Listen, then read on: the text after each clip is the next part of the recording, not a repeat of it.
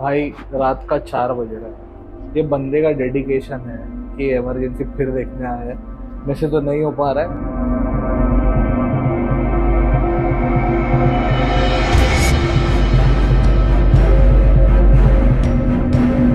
क्या लोगे, चाय लोगे, कॉफी लोगे, क्या लोगे? Anything that is good for you sir.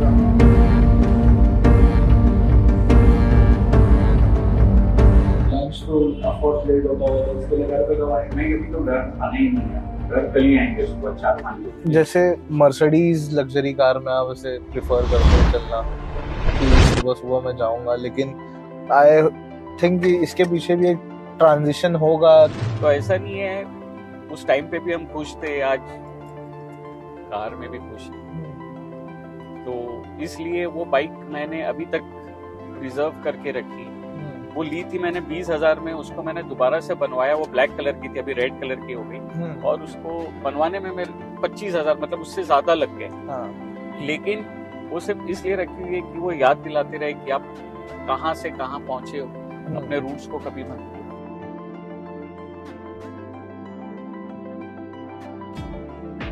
मई जून में मैं 2 महीना 1.5 महीना यूएस में पेट्रोल पंप पे काम करता था। मैं बताता हूँ, जब मैं यूएस पहुंचा तो मेरे जेब में सिर्फ $50। पहले 2 दिन मैं गुरुद्वारे में रहा न्यूयॉर्क।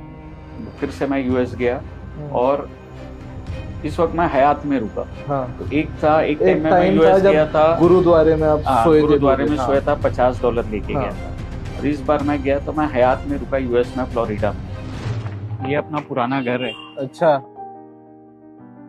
ऐसे दोस्त मिले जो भाई से बढ़कर हैं, जो आजकल बहुत कम देखने मिलता है। तो मैं अपने से ज्यादा इन पे ट्रस्ट करता हूँ।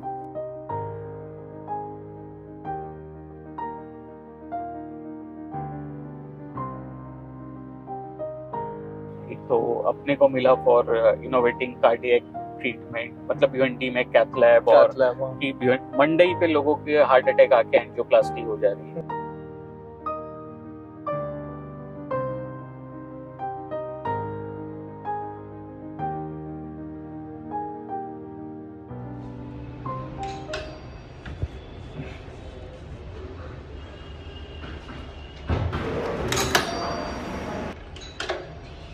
अस्सलाम वालेकुम सर, कैसे हैं आप? बस बढ़िया है। It is a great pleasure. आज हमें चांस मिला है कि आपके साथ हम आज का पूरा दिन बिताए। आपका शेड्यूल कैसा होता है, आप थ्रू आउट द डे क्या करते हो, हम आपके साथ साथ रहेंगे और देखेंगे। और होपफुली काफ़ी सारी बातें भी होगी, काफ़ी सारी स्टोरीज भी समझ में आएंगी। होप कि आपके लिए भी इंटरेस्टिंग जाए, हमारे लिए भी इंटरेस्टिंग डे रहे। हाँ। क्या लोगे, चाय लोगे, कॉफी लोगे, anything that is good for you sir. आप जो चीज़ से आपका डे स्टार्ट करते हैं, मैं चाहूँगा कि मैं भी उसी चीज़ से अपना डे स्टार्ट करूँ। एकदम विदाउट शुगर कॉफी लेते हैं। ओके, चलेगी तो बिल्कुल बिल्कुल चलेगी सर।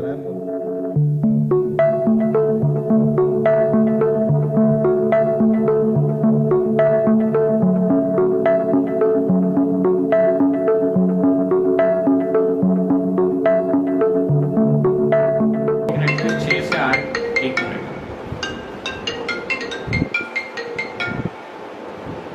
हेलो, हाँ निकल रहा हूँ, आता हूँ मैं 5 से 10 मिनट। सर, सुबह उठते साथ ही आपको ऐसे कॉल आने शुरू हो जाते हैं कि कॉल्स तो देखो 24 घंटे आते हैं। हाँ।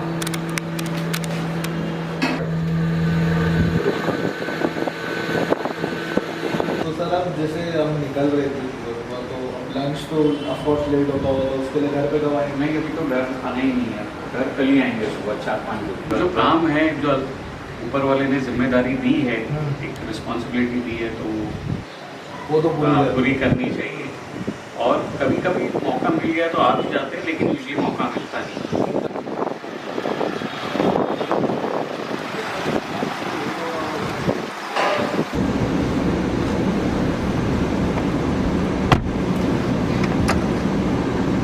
हाँ हाँ। जैसे मर्सिडीज लग्जरी कार में आप उसे प्रिफर करते हैं चलना कि सुबह सुबह मैं जाऊंगा, लेकिन आई थिंक कि इसके पीछे भी एक ट्रांजिशन होगा कि लाइफ में हमेशा तो नहीं होगा। ये सब मर्सिडीज और ये प्रीमियम कार, ये सारी मटेरियलिस्टिक चीजें हैं। इससे इंसान के बारे में कुछ पता नहीं चलता है। बात ऐसी है, अभी तुमको एक स्टोरी शेयर करता हूँ मैं मेरी लाइफ की। जब मैं 2006 में ग्रेजुएशन 7 में 8 में ग्रेजुएशन कंप्लीट हुआ, तो मेरी इंटर्नशिप यहाँ पे थी कलवा हॉस्पिटल ठाणे। तो पहले मैं टीएमसी इससे जाता था बस से, तो बहुत रश रहता था, टाइम पे पहुंच नहीं पाता था। तो फिर मैंने मेरी पहली बाइक ली, वो भी सेकंड हैंड ली, प्लेटिना, और वो भी मेरे दोस्त से ली थी जो पुणे में रहते थे। तो प्लेटिना लेने का मकसद ये था कि उसका एवरेज 70-80 का था। तो अभी मुझे घर से 100 रुपये मिलते थे, तो 30 का मैं पेट्रोल भराता था उस टाइम पे। तो ऐसा था कि 30 रुपये में वो बाइक कलवा जाके वापस आएगी और फिर वो वापस से पेट्रोल पंप तक ही जा सकती है। मेरी एएनटी की पोस्टिंग थी, सुबह सुबह 8 बजे निकला और अंजूर फाटक पे मैं जा रहा था, मेरे आगे रिक्शा चल रही थी। तो पानी गिरा हुआ था, तो रिक्शा वालों को तो सीट दिखती है तो फौरन रोक देते हैं। तो उसने फौरन रिक्शा रोकी, मैंने ब्रेक मारा, मेरी बाइक स्किड हो गई, मैं गिर गया और बाइक को भी नुकसान हुआ, मेरे को थोड़ी मार लगी। जब मैं फिर बनवाने गया, आगे ही बाइक को ढकेल के बनवाने गया, तो उस टाइम पे कुछ 700-800 रुपये वो बाइक वाला जो मैकेनिक था वो मांग रहा था। अब एज यूजुअल मेरे जेब में 60 रुपये थे। तो फिर मैंने मेरे दोस्त जो है फरहान, उसको कॉल किया और फिर वो आया, फौरन आ गया 10 मिनट में। तो फिर फरहान ने उसको पे किया और फिर मैकेनिक को पे किया और मुझे भी 500 रुपये दिए कि तू क्या करता है, एटलीस्ट 500 रुपया तो जेब में लेके चला। तो वो बहुत, जब भी मैं सोचता हूँ, फरहान आज भी मेरे साथ है। ये वही फरहान है जो आपका मैनेजर भी है करंटली अभी? हाँ, मतलब मेरे साथ ही है। He is in business, he is doing good scrap का बिजनेस, बट वो बचपन से केजी से मेरे साथ में। तो now he is looking after my finances, everything. तो ये वही फरहान है और वो दिन में उसके बिजनेस का भी काम देखता है, शाम में मेरे साथ ही रहता है। तो ऐसा नहीं है, उस टाइम पे भी हम खुश थे, आज कार में भी खुश है। तो इसलिए वो बाइक मैंने अभी तक रिजर्व करके रखी। वो ली थी मैंने 20,000 में, उसको मैंने दोबारा से बनवाया, वो ब्लैक कलर की थी, अभी रेड कलर की हो गई। और उसको बनवाने में मेरे 25,000, मतलब उससे ज्यादा लग गए। लेकिन वो सिर्फ इसलिए रखी हुई है कि वो याद दिलाते रहे कि आप कहाँ से कहाँ पहुंचे हो, अपने रूट्स को कभी मत भूलो।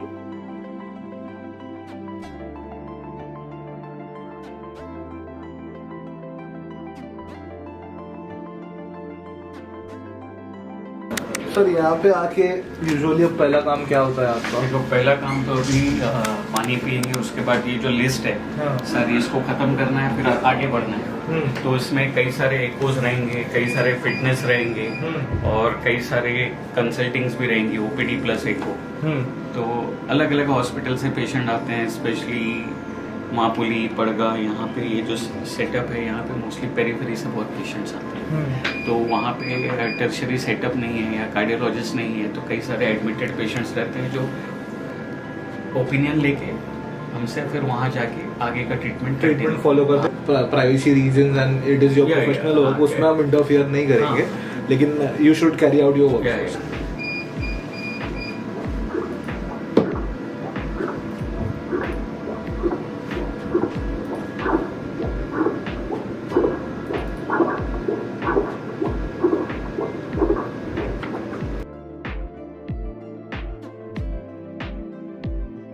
तो अभी हम 2 घंटे से वेट कर रहे थे हम्माद सर का, अपने पेशेंट्स की कंसल्टिंग खत्म करके वापस आ गए हैं। मैं एमबीबीएस के लिए फॉरेन ट्रैवल किया, अर्मेनिया करके।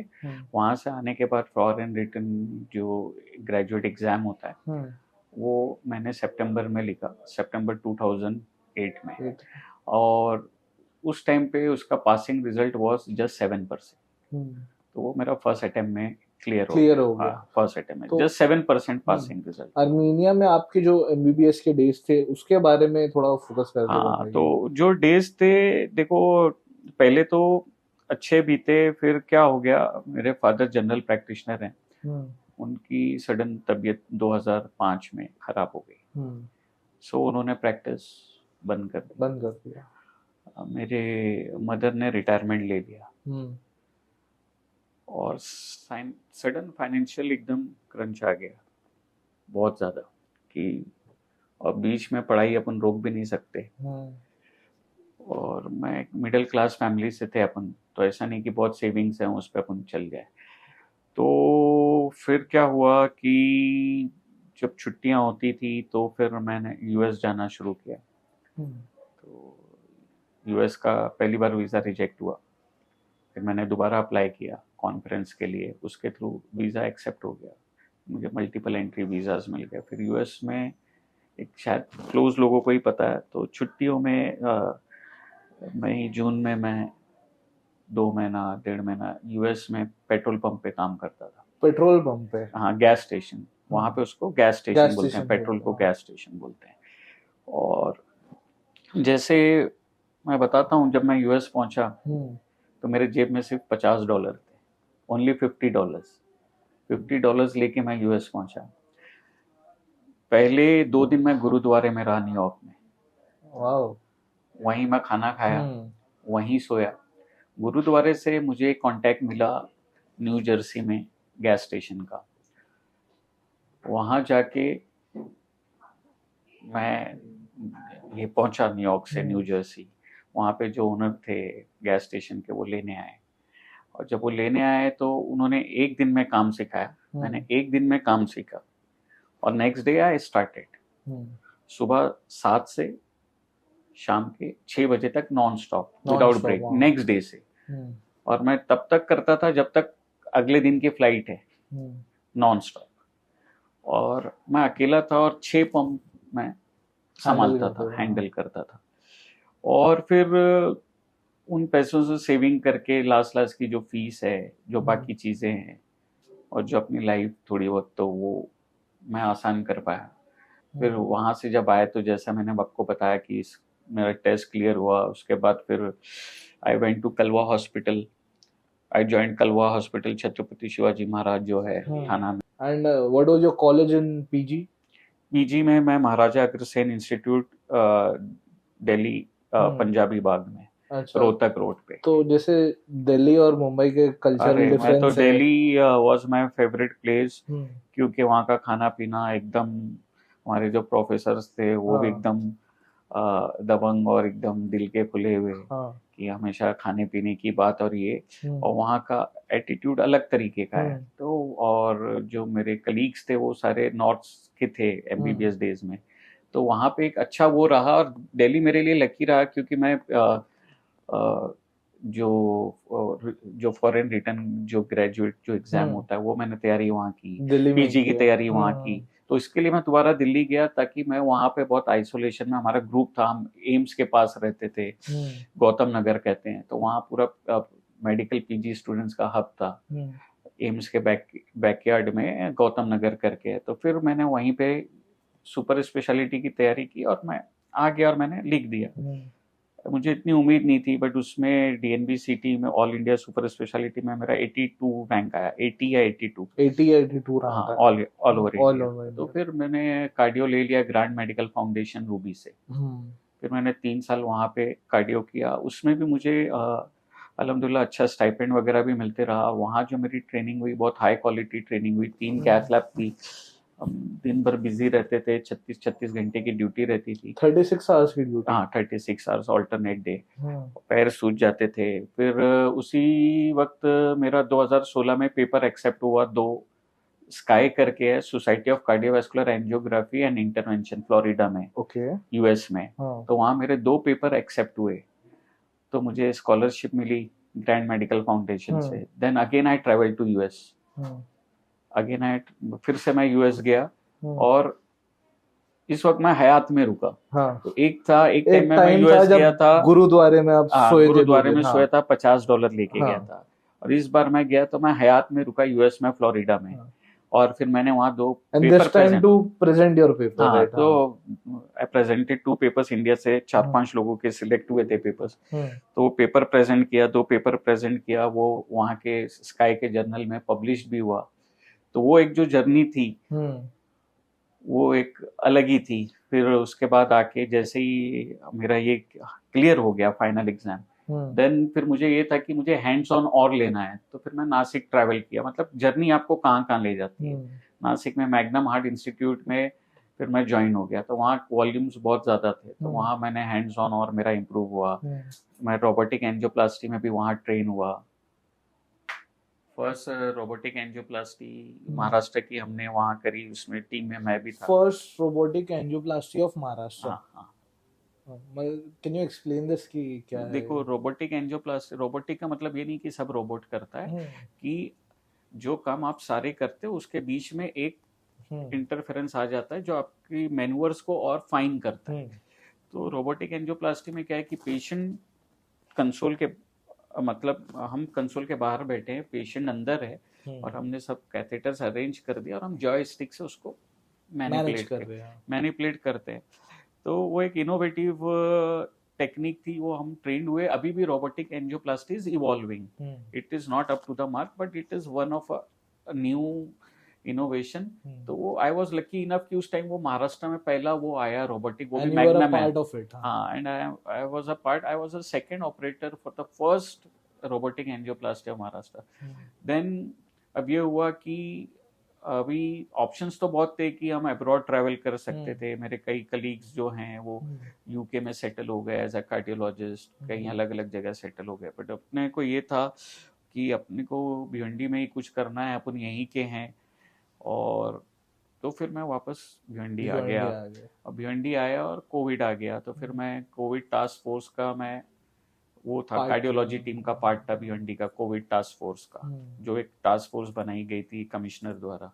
तो उसमें मैं कार्डियोलॉजी को लीड कर रहा था। और फिर मैं मुंबई जाता था। मुंबई में मैंने हिंदू महासभा ज्वाइन किया, और मैं सुबह निकलता था 8 बजे, 8 बजे शाम में आता था 8-9 बजे।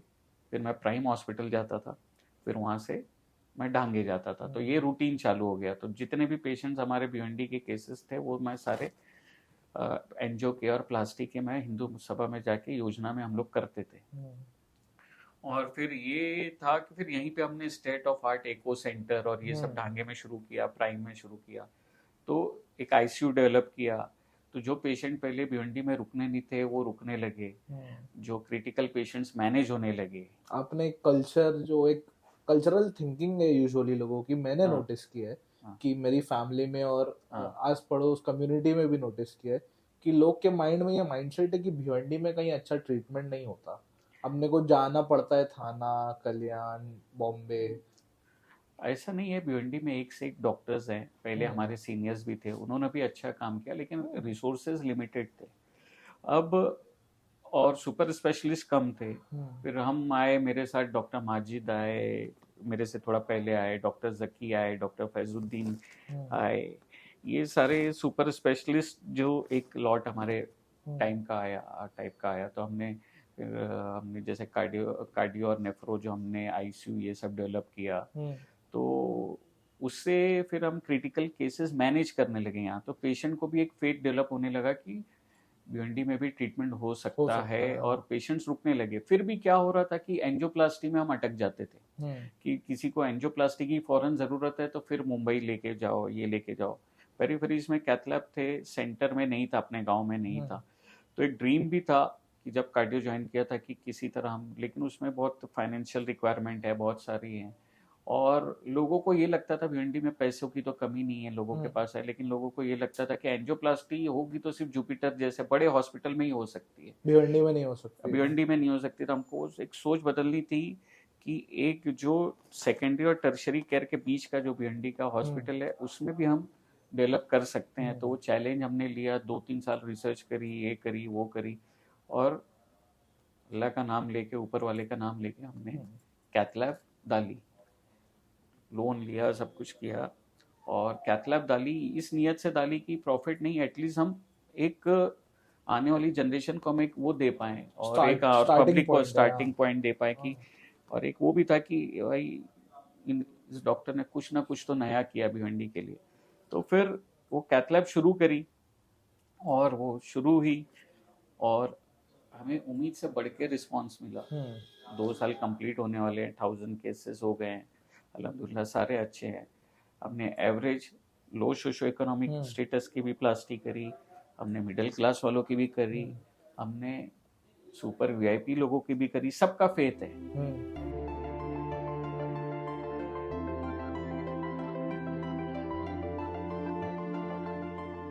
की तरफ जा रहे हैं, मैं भी केमियस का ही निकला हुआ एक स्टूडेंट हूँ। एंड आपका बिहेवियर, आपका जो ऐसे अभी तो आप काफ़ी सीरियस एंड एक प्रोफेशनल है, लेकिन स्कूल टाइम पे हम्माद सर कैसे थे उसका बारे में? स्कूल में तो हमसे मस्ती करते थे। हाँ। और स्कूल के जो दिन है मुझे हमेशा याद रहेंगे। जो स्कूल के हमारे फ्रेंड्स हैं, कुछ फ्रेंड्स जो हैं जो जिंदगी भर के लिए ही दोस्त बन गए हैं, वो अभी तक हैं और मरते दम तक रहेंगे, जो स्कूल के फ्रेंड्स हैं।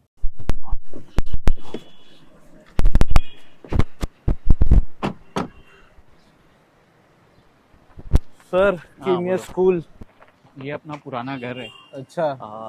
तो यहीं हम 5th स्टैंडर्ड से यहीं रह रहे थे। पहले कनेरी की पैदाइश है अपनी। हाँ। कनेरी में अपना पुराना मतलब दादा के टाइम का बनाया हुआ घर है। हाँ। फिर यहाँ शिफ्ट हुए और फिर यहीं से बेसिकली देखा जाए तो जर्नी स्टार्ट हुई। एकदम स्कूल से लग के था। हाँ। और हम 2 मिनट में हम स्कूल आ जाते। बस स्कूल के बाजू में ही तो लग के कैंपस में ही है ना। हाँ हाँ ठीक। कैसे हो? ठीक, सब बढ़िया। वो ये है हमारे फरहान भाई और हाँ। ये है मोहम्मद भाई। हाँ। दोनों भाई हैं। हाँ। छोटे हैं मेरे से 2-3 महीना। और हम लोग बचपन से ही केजी से ही साथ में बड़े हुए हैं। और भी कई दोस्त हैं, आबिद है, शरोज है, फराज हैं, जो अभी तौसीफ हमारे वो अभी है नहीं, सब अपने अपने काम में बिजी हैं। तो जो भी अपनी जर्नी रही है, जो भी है, कभी भी क्या होता है कि एक आदमी की सक्सेस दिखती है तो वो सिर्फ उसके अकेले के नहीं, उसको बहुत सपोर्ट सिस्टम की ज़रूरत पड़ती है। और मैं बहुत खुशकिस्मत रहा हूँ कि फैमिली के साथ साथ ऐसे दोस्त मिले जो भाई से बढ़कर हैं, जो आजकल बहुत कम देखने मिलता है। तो मैं अपने से ज़्यादा इन पे ट्रस्ट करता हूँ। अच्छा। और पूना में भी हम लोग साथ में रहे। ये तो हाँ, फरहान सर है, इनको मैं जानता हूँ। हाँ। ये मोहम्मद भाई है। मोहम्मद भाई का ऐसा है कि मोहम्मद भाई के स्कूटर पे ही काफी वेल टू डू रहे स्टार्ट से। वो तो हम लोग उनकी स्कूटर पे ही ट्रिपल सीट हम लोग घूमते थे। अच्छा, पूना में ट्रिपलिंग। हाँ, ट्रिपलिंग। चाइनीज फूड इन्होंने ही हमको इंट्रोड्यूस कराया कि चाइनीज जो मैंने पहला फ्राइड राइस खाया होगा, तो हमें कोई भी नई चीजें उस टाइम की रहती थी तो मोहम्मद भाई हमको इंट्रोड्यूस कराते थे और फिर हम लोग उसको फॉलो करते थे, चाहे वो फैशन सेंस हो, चाहे रिबॉक के शूज हो, चाहे नाइकी के शूज हो। ये तो आराम से कर लेते थे, फिर हमें बहुत जद्दोजहद करके वो चीजें अचीव करनी पड़ती थी। तो मतलब एक दोस्त होता है जो सब नई चीजों में इंट्रोड्यूस करता है, वो मोहम्मद भाई रहे। हाँ, अच्छी चीजें ज्यादा, बुरी चीजें कम। तो ठीक है। मोहम्मद भाई, आप हम्माद सर को इतने टाइम से जानते हो, इनकी जर्नी आपने क्लोजली देखी है, इनको सपोर्ट किया है, इनके बारे में कुछ अपने तौर पे बताइए। देखो, मैं ये वो चीज़ें कहना चाहूँगा जो शायद लोगों को नहीं पता है। हाँ। स्कूल की जर्नी हो या हमारी HSC एंड आफ्टर 11-12 पुणे की जर्नी हो, फिर उसके बाद ये आर्मेनिया चला गया, फिर वहाँ से आना, फिर दिल्ली जाना, फिर उसके बाद कलवा का इसका इंटर्नशिप हो या पुणे का रूबी हॉल का इंटर्नशिप हो, हम लोग ऑन ऑफ हमारा कनेक्शन हमेशा जुड़ा हुआ रहता था। तो लोगों ने आज ये सक्सेस दिख रही है, बट उसके पीछे का जो एक स्ट्रगल है, शायद वो स्ट्रगल को क्लोजली देखना और आज फिर ये सक्सेस मिलना, ये बहुत अच्छा लगता है। और मैं मतलब बहुत इनका एक बहुत बड़ा एफर्ट रहा है कि इन्होंने कभी हार नहीं मानी और बहुत डिफ़िकल्ट टाइम्स देखे, चाहे वो फाइनेंशियली हो, चाहे वो किसी इनके फादर भी काफ़ी टाइम बीमार थे, वो टाइम अकेले भी थे, वो टाइम निकालना और कोई सपोर्ट नहीं रहता था अकेले होने की वजह से इनको। तो मोस्टली हर चीज़ों में हम लोग इन्वॉल्व भी होते रहते थे इनके साथ में। आपकी एक बाइक वाली स्टोरी इन्होंने मुझे बताई कि इनकी प्लेटिना बाइक के संजूर फाटे पे कुछ खराब हो गई थी, तो आप आए थे वहाँ पे उनके पास। वो कलवा जाते थे तभी वहाँ पे वो सीन हुआ था। वो स्टोरी मेरे को सच में पर्सनली तो मेरी फेवरेट रही है थ्रू आउट दिस कॉन्वर्सेशन। और ये इनका बड़प्पन है कि ये सब छोटी छोटी बातें इनको याद है अभी भी। तो लोग कैसा एक सक्सेस होने के बाद ये सारी चीज़ें भूल जाते हैं, बट ये हमारे जो फ्रेंड है ये हर चीज़ को अभी भी दिमाग में रखे हैं और हर चीज़ लेकर चल रहे हैं। और आज हमको जो इनसे जो सपोर्ट मिल रहा है, शायद ही कोई होगा जो ऐसा सपोर्ट करेगा हमको हर चीज़ में लेकर। ऐसी बहुत सारी स्टोरीज हैं जो हम लोग आज भी डिस्कस करते हैं। और एक्चुअली हमारे तीनों में या हमारे जो एक्सटेंडेड ग्रुप है में कोई चेंज नहीं हुआ है। ये आज भी हमारे लिए वैसे ही है। हम लोग जब क्लोज सर्कल में होते हैं वैसी मस्ती करते हैं, वैसी बात करते हैं, और कोई चेंज नहीं। और इनके वजह से जो एक डिफरेंस आया है, ये हमारे लिए नहीं, भिवंडी के लिए, तो जिस तरह से हम बोलते हैं कि बिस्लरी मिनरल वाटर को या शायद कोलगेट टूथपेस्ट को, उस तरह हम आज कार्डियक के लिए भिवंडी में डॉक्टर अम्मद का नाम लेते हैं। तो वो एक उसके पीछे की एक वेल डिजर्व स्ट्रगल है, और एक बहुत मेहनत है, और एक बहुत सारी चीज़ें हुई है जो ये आज मुकाम पहुंचा है। और बेस्ट पार्ट ये है कि आज कोई चेंजेस नहीं है, आज डाउन टू अर्थ, और इंशाल्लाह हमेशा वैसे रहेंगे। ये हम लोग डिस्कस भी करते हैं। और खासकर जो भी पेशेंट आता है, चाहे एक प्यून आए या चाहे कोई बड़ा मिनिस्टर भी आ जाए, सबको सेम तरीके से हम ट्रीट करते हैं इनके थ्रू, और सबको सेम ट्रीटमेंट दिया जाता है, किसी के साथ पार्शियलिटी होती है, ये which is the best part. और इंशाल्लाह वैसे ही रहेगा। नहीं, आई मस्ट से कि आप लोगों से मिलके बात करके समझ में आ रहा है कि काफ़ी अच्छा और सपोर्टिव फ्रेंड ग्रुप तो है ही, और दे आर ऑल्सो शोइंग कि इतना कुछ होने के बाद भी Hammad sir is so humble and still maintains contact with his old people. जहाँ से आया उसको भूलना नहीं चाहिए, है ना। आज रूट्स नहीं भूलना अप चाहिए। डाउन आते रहते हैं, आज पीक है, कल फिर फॉल होगा, तो वो तो नेचर का हिस्सा है। तो इंसान अपने कोर ग्रुप को कभी भूलना नहीं चाहिए, अपने कोर को कभी, अपने जहाँ से वो आया उसको कभी भूलना नहीं चाहिए। तो फिर उस जर्नी की बात ही अलग रहती है। फिर वो आप फॉल भी होते तो आपको दुख नहीं होता कि मैं अकेला पड़ गया। जब हम थे तब भी साथ थे, जब बड़े तब भी साथ रहे, और कभी कुछ तकलीफ आएगी फिर भी साथ रहेंगे इंशाल्लाह। That is very nice and inspiring. आपके फ्रेंड्स से भी मिलके बहुत अच्छा लगा। Thank you so much during this day. की बीच में आप लोग भी मिल गए, अच्छा ही है। We are going Prime hospital now. Sir का इतना बिजी शेड्यूल है ही, मैं उनके साथ कैरी करूंगा। हमारा ग्रुप काश में मिला पाता, सब अपने अपने काम में बिजी है। एक फ्रेंड और है उस्मान मालवी, उन्होंने भिवंडी को रणजी के लिए रिप्रेजेंट किया।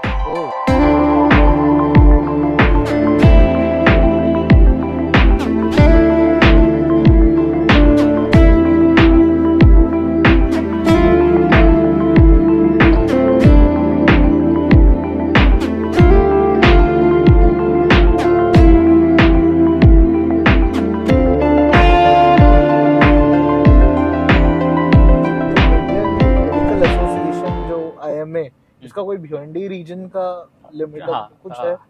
IMA जो एक इंडियन मेडिकल एसोसिएशन है, एक ऑटोनोमस बॉडी है जो कि MBBS डॉक्टर है उनके लिए एक अम्ब्रेला का काम करती है।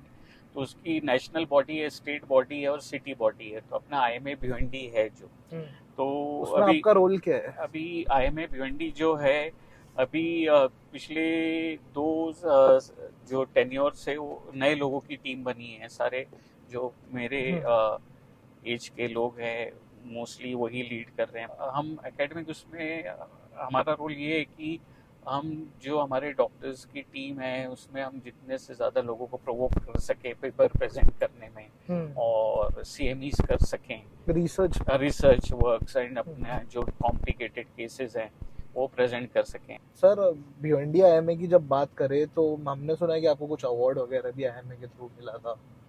नहीं, हाँ, तो वो कैसा है कि अभी जब IMA बॉडी आई है तो उन्होंने डिसाइड किया था कि हर साल अलग अलग कैटेगरीज में जो डॉक्टर्स अच्छा काम कर रहे हैं उनको अवार्ड्स देंगे, अलग अलग उनकी थीम होगी। तो लास्ट ईयर से शुरू हुआ 15 अगस्त को, तो उन्होंने डिसाइड किया था इस बार IMA बॉडी ने कि जो कुछ भी भिवंडी के लिए पायनियरिंग काम किया है, कुछ नया इनोवेटिव लाया है, तो उनको उन्होंने वो अवार्ड दिया। तो पूरे डॉक्टर्स में 4 डॉक्टर्स को वो जजेस ने अनबायस सिलेक्ट किया, तो 4 डॉक्टर्स को वो अवार्ड मिला। एक तो अपने को मिला फॉर इनोवेटिंग कार्डियक ट्रीटमेंट, मतलब भिवंडी में कैथ लैब, और कि मंडई पे लोगों के हार्ट अटैक आके एंजियोप्लास्टी हो जाए।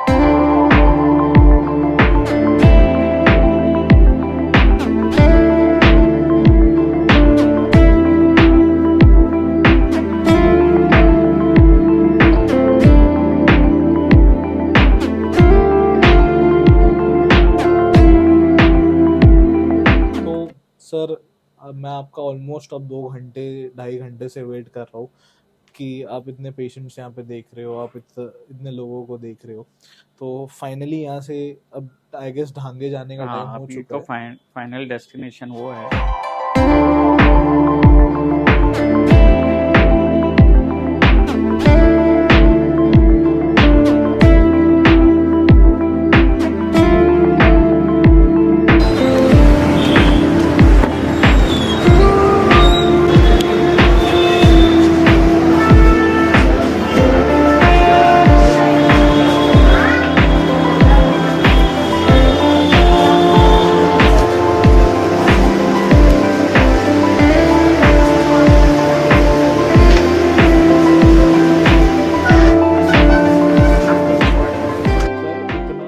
अभी हमने एंट्री की साथ में, this is our home pavilion, this is our place. तो अब यहाँ के पहले अब मैं देखा यहाँ पे पेपर साइन कर रहे हो, व्हाट इज दिस? ये कल एक आंटी हैं ऑलमोस्ट 80+, 82, 83, इनका एंजियोप्लास्टी किया था कल हमने। तो हार्ट अटैक आया हुआ था उनको, तो एक स्टेंट डाला हमने, अमेरिकन स्टेंट, तो ये उसकी रिपोर्ट है, कल करी थी हमने, और ये उनके एंजियो की रिपोर्ट है। नेक्स्ट अब हम सर क्या करने जाएंगे यहाँ पे? अभी देखो कैसा है अपना जो शेड्यूल है कि अभी ये जो इतना रश है वो पेशेंट भी देखते रहेंगे, और बीच बीच में जैसे पेशेंट रेडी होते जाएंगे वैसे हम एंजियोज भी करते जाएंगे। 5 एंजियोग्राफी पोस्टेड है आज। अभी तो हमने देखा ही कि कितना रश है आज, तो ये भी खत्म करना है, और बीच बीच में हमें 5 जैसे पेशेंट 5 एंजियोग्राफी एंजियोज भी खत्म करना है। उसमें कुछ प्लास्टिक कन्वर्ट होगी जो अभी करनी रहेगी, तो शायद वो भी करना पड़े। Okay sir, let's go. एक मैं कोशिश करूंगा कि आपके साथ एंजियोग्राफी थोड़ा समझूं और देखूं कि वो प्रोसीजर एक्चुअली में कैसा वर्क करता है। देखते हैं। तो एंजियो में जाने से पहले आपको दिखा देता हूँ, ये 2D एको की मशीन है, ऑलरेडी आपने बाकी भी हॉस्पिटल्स में देखी। तो इसमें हम हार्ट की सोनोग्राफी करते हैं, जिसमें हमें हार्ट का स्ट्रक्चर्स वगैरह पता चलता है, हार्ट का वाल्व्स कैसे हैं, हार्ट का फंक्शन कितना है। और ये स्ट्रेस टेस्ट है कि बाकी सब टेस्ट नॉर्मल रहा तो पेशेंट को इस पर चला के देखते हैं कि कार्डियक स्ट्रेस टेस्ट बोलते हैं। तो जैसे गाड़ी को हमें चेक करना है तो हमें गाड़ी चला के देखनी पड़ती है, वैसे ही अगर सारी चीज़ें नॉर्मल हैं तो फिर इसको इस पर चला के देखते हैं कार्डियक स्ट्रेस टेस्ट। अगर ये भी नॉर्मल है तो मोस्टली पेशेंट को कार्डियक ब्लॉकेजेस होने के चांसेस कम रहते हैं। पूरी तरीके से रूल आउट नहीं होता, उसके लिए एंजियोग्राफी करनी पड़ती है। इसमें कुछ आया या इसमें कुछ आया तो फिर हमें एंजियो के लिए आगे प्रोसीड करना पड़ता है। ओके सर, प्रोसीजर पे जाने से पहले I have to ask you one thing कि इतने सारे पेशेंट्स मैंने देखे, आप थ्रू आउट द डे इतना कर रहे हो, आपको रेफरेंस से कॉल्स भी आ रहे हैं, आपको रेफरेंस से पेशेंट्स भी आ रहे हैं, रिलेटिव्स भी आ रहे हैं, आपको कभी बहुत ज्यादा ऐसे प्रेशराइज फील नहीं होता है सबके बीच में? नहीं, I am used to it, मुझे तो मजा आता है। प्रेशराइज फील नहीं होता। जब हम प्रोसीजर में रहते हैं थोड़ा प्रेशर रहता है, स्पेशली जब हम एंजियोप्लास्टी कर रहे हैं कि बाहर बहुत सारा मॉब खड़ा रहता है, 50-60 लोग, कई बार 100 लोग खड़े रहते हैं, सारे पहचान के। और भिवंडी है तो एक पेशेंट रहता है तो बाहर 100 लोग खड़े रहते हैं जी। हाँ, तो वो एक रहता है कि प्लास्टी अच्छे से हो जाए, कि पेशेंट को बेनिफिट मिले, क्योंकि एकदम हाई रिस्क आप कह सकते हो सर्जरी है या हाई रिस्क इंटरवेंशन है, but that is part of our job and we are train for that, और वो हम कर पा रहे हैं। और सबसे बड़ी बात मैं सब अल्लाह की तरफ से, अगर अल्लाह ने वो जहन दिया है और वो हाथ चलता है तो वो अल्लाह की तरफ से, इसमें मेरा कोई कमाल नहीं है।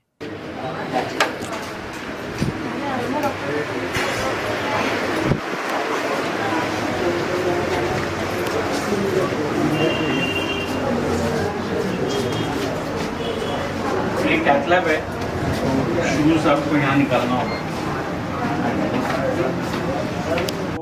Let me introduce you to the first cath lab which is situated in heart of Bhiwandi, मंडई पे, जिससे पेशेंट को बहुत फ़ायदा मिले और भिवंडी के लोगों को उसका फ़ायदा हो सके। और आइए, मैं ये कैथ लैब है, इसे कंसोल कहते हैं, तो यहाँ से आ जाइए, लेट मी शो यू। तो इसे कंसोल कहते हैं। तो यहाँ पे ये मॉनिटर है, तो जो भी चीज़ें अंदर होती हैं वो यहाँ पे मॉनिटर पे दिखती है और अंदर भी दिखती है। और यहाँ पे ये सब प्रीवियस पेशेंट्स के रिकॉर्ड्स हैं। तो अभी हमारा पहला पेशेंट हमने पोस्ट किया हुआ है, तो let me get ready for that.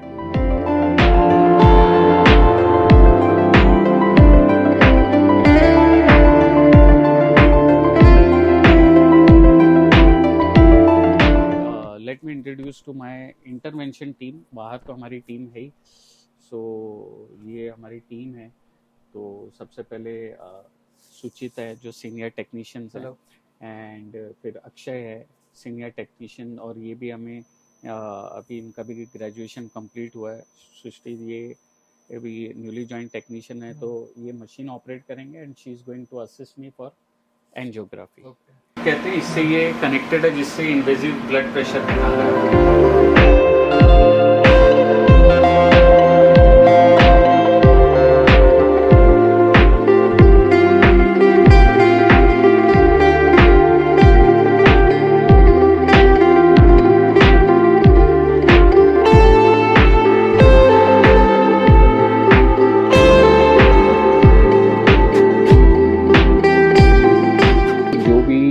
जहाँ तक भी पहुँचे हैं, सबसे पहले तो उसमें जो सबसे बड़ा जो कर्म है वो तो ऊपर वाले का है। उसके बाद जो हमारे पेरेंट्स हैं, हमारे अम्मी हमारे अब्बा, उन्होंने बहुत कुर्बानियाँ दी और बहुत सपोर्ट किया, आखिर तक सपोर्ट किया कि आप हर तरीके से सपोर्ट किया। उनके सपोर्ट के बिना ये पॉसिबल नहीं था। उसके अलावा जो मेरी वाइफ हैं, उन्होंने भी बहुत सपोर्ट किया कि कभी ये नहीं बोला कि और कितना पढ़ना है, बस यही किया कि पढ़ते जाओ पढ़ते जाओ। कभी ऐसे ये नहीं बोला कि बस अभी स्पेशलिटी हो गई तो बंद कर दो। तो सुपर स्पेशलिटी के लिए भी उन्होंने इनकरेज किया कि आप कंटिन्यू करिए पढ़ाई। और उसके अलावा जो हमारे रिलेटिव्स हैं, चाचा चाची मामा मामी, सारे हर कोई, और फ्रेंड्स का तो मैं ऑलरेडी बता चुका हूँ। तो इन सब के सपोर्ट से ही जो कुछ भी पहुँचे हम लोग यहाँ तक, इन सब के सपोर्ट से ही पहुँचे। Let me introduce to our cardiac and cath lab team. तो ये हमारी टीम है, आप देख सकते हैं हमारे मैनेजर हैं, फिर डॉक्टर्स हैं, आरएमओज हैं, इंटेंसिविस्ट हैं, टेक्नीशियन, सीनियर टेक्नीशियंस, फिर सिस्टर, सारे लोग हैं। और ये दिन रात काम करते हैं बिना थके, ताकि हम भिवंडी के लोगों को और भिवंडी के आसपास के लोगों को बेहतर से बेहतर केयर प्रोवाइड कर सकें। तो सर अभी रात के 3 साढ़े 3 बज गए हैं, ऑलमोस्ट 12 घंटे से ज़्यादा हम आपके साथ रहे हैं। कुछ ऐसी बातें हैं जो यूजुअली कॉमन लोगों की क्वेरीज होती है कि जैसे अगर कोई स्मोकर है और वो चाहता है कि अब अपनी लाइफस्टाइल बदल के और कार्डियक प्रॉब्लम से बचने के लिए करे, तो उसके लिए आप क्या रिकमेंड करोगे? देखो, जैसे अभी बैड हैबिट्स हैं, जैसे स्मोकिंग है, the day you stop smoking उसके बेनिफिट्स देखना शुरू हो जाते हैं। 1 साल स्मोकिंग बंद करो तो जो 20 to 30% उसके जो रिस्क है वो कम हो जाता है। और जब 2 से 3 साल तक अगर आप स्मोकिंग बंद कर दो तो ही risk factor become as a non smoker. पहली चीज़। उसके अलावा खाने पीने का ध्यान रखना है। और पिछली पॉडकास्ट में भी मैंने बताया था कि जितना हो सके चलें, डाइट करें, एक्सरसाइज करें, जैसे भी है चलना ज़रूरी है। सर काफ़ी अच्छा दिन रहा, काफ़ी अच्छे डिस्कशन रहे, बहुत नॉलेज मिली। तो अब दिन यहीं ख़त्म करते हैं। और चलो। एक चांस मिला आपके साथ इतना अच्छा शूट करने के लिए। 1 मिनट। हाँ। अल्मोइन हॉस्पिटल से फोन। अल्मोइन हॉस्पिटल एट दिस टाइम? हाँ हाँ बोलो। हाँ शौकत बोलो। अच्छा, डॉक्टर अजमल का पेशेंट है, इमरजेंसी 2D एको है। अच्छा, बीपी कितना है? ईसीजी भेजो, आता हूँ मैं, 15-20 मिनट लगेगा, आता हूँ। मशीन लगा दो एको की पेशेंट के पास, आता हूँ। चलो। एक और केस सर। हाँ अभी तो क्या इमरजेंसी आ गई, रात के 3:30 बज रहे, उसके बाद भी एक इमरजेंसी अब मोइन हॉस्पिटल। तो सर मोइन हॉस्पिटल तक मैं आपको ज्वाइन करता हूँ, फिर उसके बाद आपको तो और टाइम लग जाएगा, लेकिन एक मैं मोइन हॉस्पिटल चल के भी देखना चाहूँगा कि वहाँ आपका जो क्या आपका आईसीयू का सेटअप है। ठीक।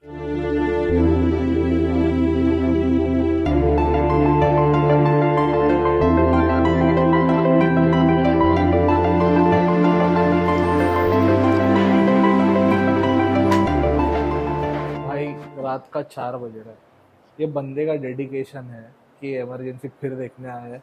मेरे से तो नहीं हो पा रहा है, मैं जा रहा हूँ घर। फिलहाल ये वीडियो को यहीं ख़त्म करते हैं।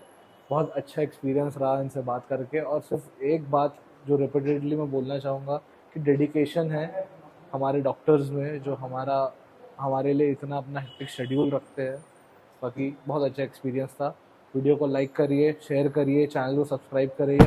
ऐसे ही और वीडियोस के साथ मिलते रहेंगे। पसंद आए तो कमेंट में ज़रूर बताना। Thank you so much. I am Muqsid Momin from life in Bhiwandi.